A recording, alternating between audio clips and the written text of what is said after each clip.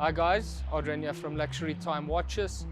I just thought to show you guys a bit behind the scenes to show you what our watch service center looks like, so you can see where your watch actually ends up if you hand it in for a service here at Luxurytime. We take our watchmaking very seriously here at Luxurytime, and we've been using these two watchmakers, which are probably the best watchmakers in South Africa at the moment, to service and repair our own watches. We feel so confident with these guys is that we will take your watch in and also send it to our service center that we've partnered with. So if you want to send a watch for a service, please get in contact with us.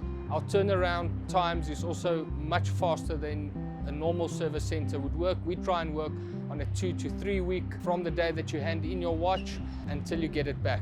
We also do full refurbishing of the watches, where we have professional equipment. We have the exact same polishing wheels all the high-end manufacturers would use, and we can polish your watch with that so it gets back to factory specifications. Our watchmakers, we also have all the right spare parts, all the right tools, the crystals, the gaskets for your watch when it comes in for a service, so it's properly taken care of. It's not just going into some chop shop where a butcher is working on your watch. These guys are really experienced in servicing high-end luxury watches.